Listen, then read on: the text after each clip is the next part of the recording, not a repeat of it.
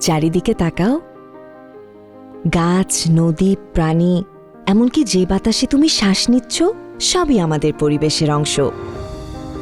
কিন্তু এই পরিবেশ বদলে যাচ্ছে। দূষণ, বনধ্বংস আর বর্জ্যের কারণে পৃথিবীর তাপমাত্রা বাড়ছে। জলবায়ু পরিবর্তনের ফলে বাড়ছে বন্যা, খরা ও অন্যান্য তীব্র প্রাকৃতিক দুর্যোগের ঘটনা। পরিবেশ আমাদের জীবনকে কিভাবে প্রভাবিত করবে তা নির্ভর করে আমরা পরিবেশের সঙ্গে কেমন আচরণ করি তার উপর। আমরা যখন বাড়িতে পানি অপচয় করি, এর মানে কোথাও না কোথাও কারো পানির অভাব হচ্ছে। তাই কল বন্ধ রাখো। পানির প্রতিটি বিন্দুই মূল্যবান। একবার ব্যবহারযোগ্য প্লাস্টিক খুব দ্রুত ফেলে দেই, কিন্তু তা পরিবেশে রয়ে যায় বছরের পর বছর। যতটা সম্ভব পুনর্ব্যবহারযোগ্য জিনিস ব্যবহার করো। পরিচ্ছন্ন পরিবেশ মানেই সুস্থ জীবন। নিজের বর্জ্যের দায়িত্ব নিজেই নাও। পুনর্ব্যবহার করো। পরিবেশ আর সাগরকে নিরাপদ রাখো।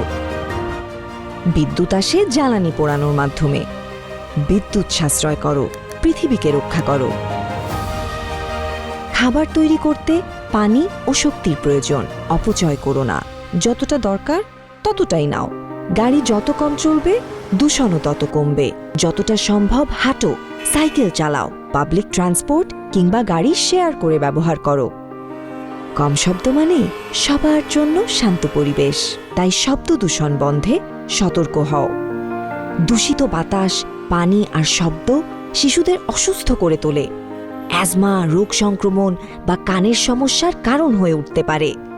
তাই ঘর, স্কুল, রাস্তাঘাট পরিষ্কার রাখো, যাতে শিশুরা সুস্থভাবে বড় হতে পারে। গাছ আমাদেরকে দেয় বাতাস, ছায়া আর প্রাণীদের আশ্রয়। তাদের যত্ন নাও, বন্ধু হিসেবে দেখো। তুমি হয়তো শিশু, কিন্তু তোমার কাজের প্রভাব বিশাল। তুমি যত ছোট পদক্ষেপই নাও না কেন, সেটি তোমার চারপাশের পানি, বাতাস, গাছ আর প্রাণীদের রক্ষা করে। তাই আওয়াজ তোলো, শেখো এবং অন্যদেরও শেখাও। তুমি তোমার জায়গা থেকে পদক্ষেপ নিলে অন্যরাও তোমার পথ অনুসরণ করবে।